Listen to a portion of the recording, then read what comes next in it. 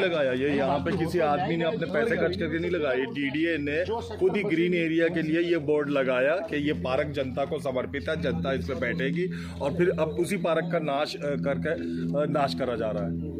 देख सकते हैं ज्यादा पुराना नहीं है कि आपको लग रहा हो कि जैसे सन 84 में या 94 में लटकाया गया होगा। अभी बनाया हुआ बोर्ड है, अभी लगाया हुआ इस पार्क के साफ घोषित करा जा रहा है कि ये पार्क का एरिया, साफ लिखा हुआ है, डीडीए के द्वारा ही बनाया हुआ है, सरकार के द्वारा ही पार्क को साफ सुथरा रखे।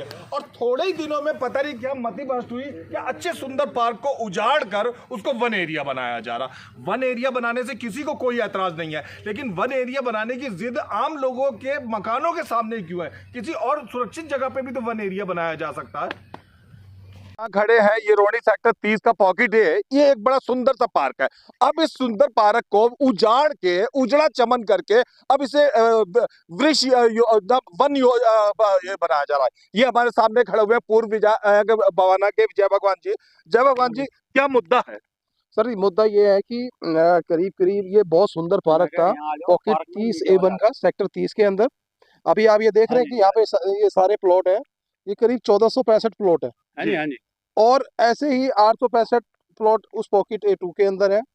ये जो पॉकेट 5 और पॉकेट 6 जो पार्कों के लिए, इन पार्कों, ये जो वेल डेवलप पार्क थे, इनको LG साहब के आदेश पर, सुप्रीम कोर्ट के आदेश पर और फॉरेस्ट को दे दिया गया।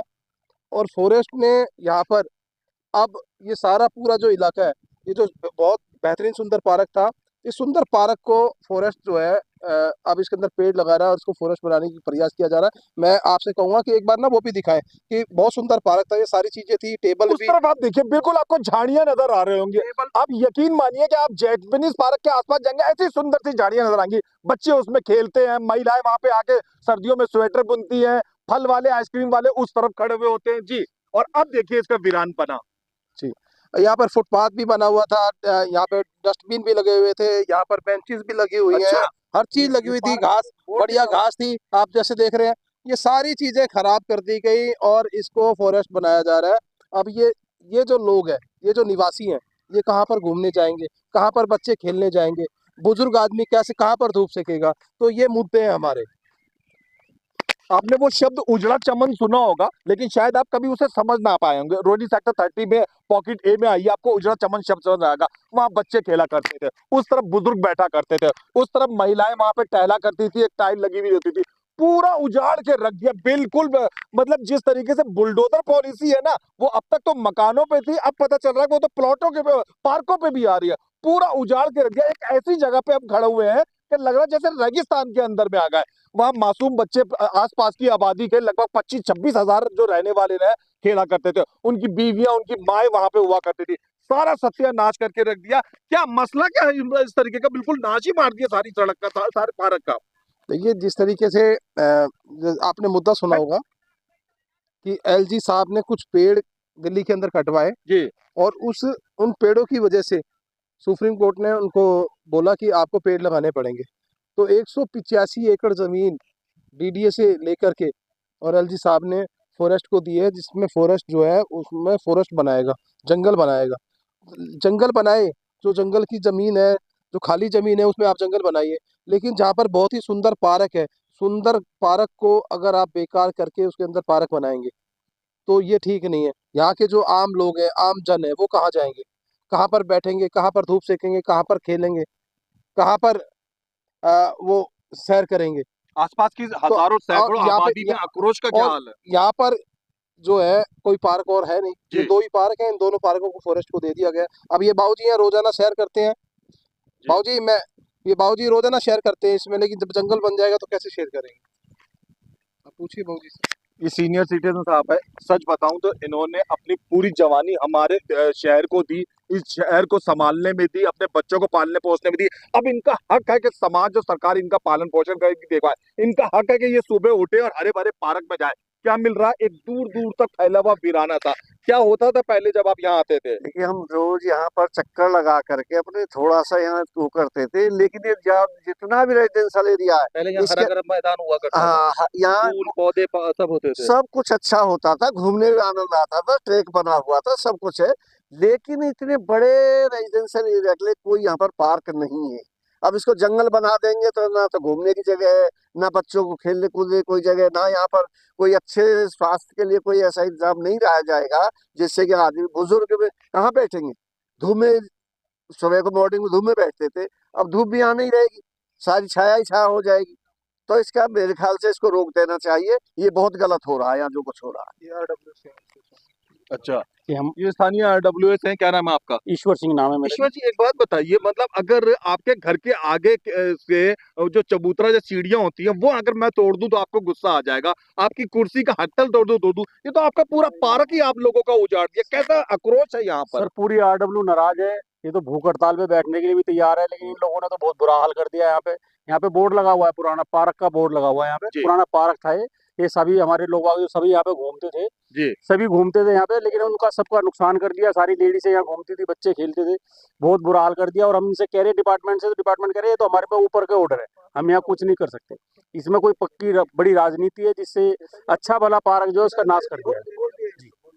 लोगों में क्या नाराजगी है इस अच्छे खासे खूबसूरत पार्क को उजाड़ के इस तरीके का बियावान सा बना देना? सर बहुत आक्रोश है यहाँ पे, जो यहाँ लोग रह रहे हैं, ये पहले डेवलप हो चुका था, घास इसमें लग चुकी थी, बेंच डली हुई है यहाँ पे, लाइटिंग के लिए पोल लगा दिए गए थे, ये मतलब पार्क डेवलप हो चुका था सर। इसमें हमने बड़े इसमें पैसा भी लगाया, मशक्कत भी करी, मेहनत भी करी जो है, और उसके बाद में एकदम से कह रहे हैं जी अब यहाँ जंगल बनेगा।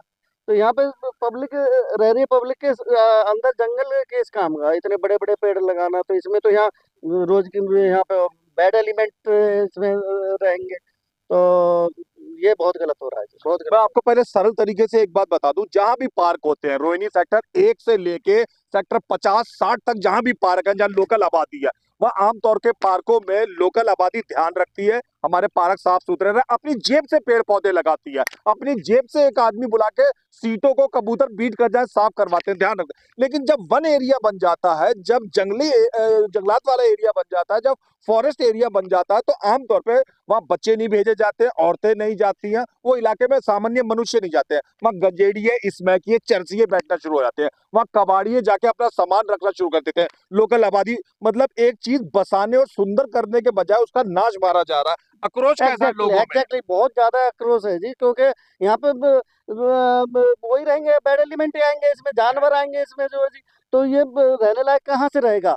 हमने तो प्रीमियम पे यहाँ पे जो ये प्रॉपर्टी ली है अपने जो है के पार्क फेसिंग हम ले रहे हैं, मेन रोड फेसिंग, अब ये पार्क ही नहीं रहेगा तो सर हमारा यहाँ पे कैसे रह पाएंगे जी मैं आप बच्चों लोगों के लिए? को बता दूं, इन सारे लोगों ने DDA के ये जमीन, ये फ्लैट, ये मकान, ये प्लॉट लिए हुए हैं, इनका हक बैठता है कि पानी और अच्छा पार्क इन्हें मिले। हकीकत में इस जगह को उजाड़ के कुछ और बनाने में इनका हक छीना जा रहा है। होना क्या चाहिए?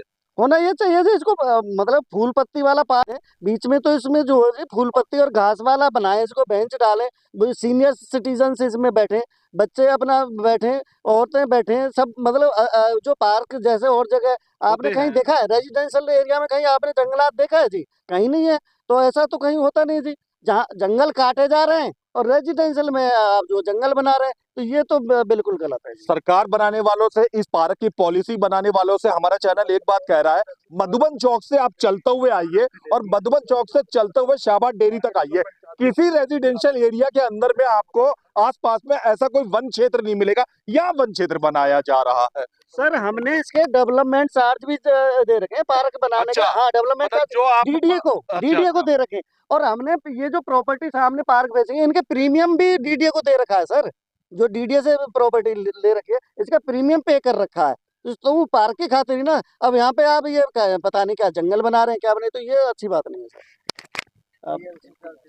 बसिन साहब आप बोल करना चाहिए, जैसे यहाँ के जो रेजिडेंट हैं उनको जो है सुविधा मिलेगी, जंगल हो जाएगा, उजाड़ हो जाएगा, यहाँ कोई बसावट नहीं होगी, मेरा यही कहना है। ये आप जगह देख रहे हैं, यहाँ पर बड़े बड़े पेड़ लगाए जाएंगे, जामुन के, अमरूद के, पता नहीं काय काय के बड़े पेड़। मैं आपको बता दूं कि अभी ये आपको जो बंजर जैसी जगह दिख रही है, एक पेड़ बनने में यहाँ पे 7, 8, 9 साल लग जाएंगे, 10 साल लगेंगे जब ये जाके वन एरिया बनेगा। लेकिन अगर यहाँ पार्क बनाते 2 मिनट लगेंगे, सामने फूलों की झाड़ियां लग जाएंगी। 3 मिनट लगेंगे, वहां सामने छोटे छोटे पौधे बन जाएंगे, 4 मिनट लगेंगे, वहां पे बेंचें बन जाएंगी। पार्क बनने में यहाँ पे मुश्किल से 8 दिन लगेंगे, 8 साल लग जाएंगे एक पार्क को डेवलप होने में। तब तक ये धूल भरी जो आप देख रहे हैं सड़क, ये धूल भरा पार्क आप देख रहे हैं, ये स्थानीय आबादी को परेशान करता रहेगा। कानों में ये वाली बात डाली गई है या फिलहाल नहीं? उनके पास जा चुके हैं, सबने कंप्लेंट दे चुकी है, हमारी आरडब्ल्यू सबके पास जा चुके हैं, लेकिन वो कोई सुना ही नहीं दे रहे किसी भी तरह की। वो कह रहे ऊपर के ऑर्डर है, हम कुछ नहीं कर सकते। और अब तो हम तो आरडब्ल्यू वाले तो बहुत ज्यादा हदायत हो गए, बहुत परेशान हो गए। और यहाँ पे जो बेचारी महिलाएं या बच्चे जो आते थे, उन्होंने आना बंद कर दिया। अब ये जंगल बन जाएगा, यहाँ पे सांप, बिच्छू और गंदे गंदे संदे व्यक्ति वगैरह जो नशेड़ी वगैरह वो आने लगेंगे, तो हमारा तो यहाँ पे रहना भी दुश्वार हो जाएगा सर। जैसे मेरा तो पहले एक सवाल है, मैं आप लोगों से एक सवाल ये पूछना चाहता हूँ सबसे पहले, जो कि सबसे इम्पोर्टेंट सवाल है। जब हम लोगों ने यहाँ ज़मीनें ली थी, जब हम लोगों ने घर लिए, बनाए, यहाँ पर सब कुछ किया, तो हमने ये सोच के किया कि सामने पार्क है हमारे घर, ठीक है।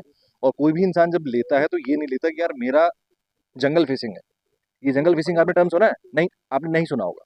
मैं भी जब आया, हमारी फैमिली जब यहाँ पे आई, तो हम लोगों को भी सबसे पहली चीज़ यही थी कि चलो ठीक है यार, पार्क फेसिंग है और पार्क बहुत बड़ा है, आप लोगों ने देखा है ये पार्क। अब आज की डेट में अगर मैं अपनी इस प्रॉपर्टी को बेचने निकलूंगा तो मैं क्या बोलूंगा, जंगल फेसिंग पार्क है मेरा, कि क्या हो रहा है। मतलब ये हमने एक्सपेक्ट नहीं किया था, और ये बहुत मतलब मेरे लिए ये सोचना कि आज यहाँ पे जंगल बन रहा है, फ्यूचर में मैं देखूं अपने बच्चों को यहाँ पर बड़े होते हुए, मैं नहीं देख सकता हूँ। तो ये चीज क्या हो रही है मुझे नहीं समझ में आ रही है। ये नौजवान का कथन देखिए, कितनी बढ़िया वाली बात है कि अगर कल को ये सारे लोगों में से कोई भी अपना मकान बेचता है, तो पहले क्या कहते थे, हमारे घर के सामने एक खूबसूरत सा पार्क है, फूल है, बेंचे है, सुबह की धूप है, आप आइए और ये वाला लीजिए प्लॉट या मकान। अब क्या कहेंगे, हमारे घर के सामने जंगल है, वहाँ सांप निकलते हैं, वहां पे बिच्छू निकलते हैं, वहां पे लंबे लंबे कीड़े होते हैं, क्या ऐसी जगह पे कोई खरीदो फरोख्त नहीं हो पाएगी? डीलर साहब, इस तरीके से तो लोगों के कारोबार भी हल्के से प्रभावित होना शुरू हो यहाँ गए। पे 50% डाउन हो चुका है, 50% डाउन हो चुका है। जिन लोगों ने पैसे लगा रखे हैं वो बेचारे बड़े परेशान हैं यहाँ पर। और 1450 के करीब यहाँ पे प्लॉट है, जिसके अंदर फैमिलियां रह रही है, और सारी फैमिलियां परेशान है। अब इनके रेट डाउन हो गए और उनका रहने के लिए सुविधाएं खत्म हो गई। अब ये सब बच्चे ये सोच रहे हैं कि इन बच्चों का एडमिशन कहाँ कराएं दोबारा से, इतना बुरा हाल हो गया। क्योंकि यहाँ जंगल बन जाएगा तो बच्चे खेल नहीं सकते। अब जो आदमी बाहर से कहीं से आएगा, गाँव से, कॉलोनी से, वो ये सुविधाएं देख के आया था, लेकिन आज ये सुविधाएं खत्म हो गई है बिल्कुल। और इन सुविधाओं की वजह से यहाँ पे दुविधा हो गई है सारी, और डिपार्टमेंट कोई पूछ नहीं रहा, सुन नहीं रहा हमारी किसी की। अच्छा, थोड़ी सी सरल बातें करते हैं। एक जंगल में एक पेड़ उगने के पूरा बड़ा होने में, मतलब वो पीपल का पेड़ हो, अशोक का पेड़ हो, नीम का पेड़ हो, लगभग मेरे ख्याल से 7-8 साल तो लग ही जाते होंगे। 5-6 साल लग जाते हैं। 5-6 साल, यानी कि 5 साल बाद अगर नसीब होगा भी तो वन, तो 5 साल बाद, 5 साल बाद। तब तक यही सब झेलना पड़ेगा, ये उजड़ी हुई सी जमीन जो दिख रही है। और पार्क बनने में, बेंच बनने में, सुंदर से फूल लगने में मेरे ख्याल से 3-4-5 घंटे का काम होगा। 3-4-5 घंटे का काम आप लोग खुद भी अगर जुट जाओगे तो 2-4 दिन में तो आप लोग खुद भी लग हमारी जाएंगे। आरडब्ल्यू ने कर रखा था, ये पूरा खुद ही। डेवलप कर रखा, हाँ जी, खुद डेवलप कर रखा था। ये इन्होंने इस बात का नहीं इंतजार करा कि सरकारी माली आए और फूल लगाए, इन्होंने अपने हिसाब से काम शुरू कर दिया था। ये सारा डेवलप करा, इसके अंदर सारी सुविधाएं दी सब। और यहाँ बराबर में मंदिर है, मंदिर में लोग आते थे, बहुत अच्छे दर्शन करते थे इसमें। लेकिन अब सब इन्होंने जंगल कर दिया, वहाँ पर मंदिर में भी कोई नहीं जाएगा और यहाँ भी कोई नहीं आएगा। कॉलोनी का आदमी बड़े परेशान है।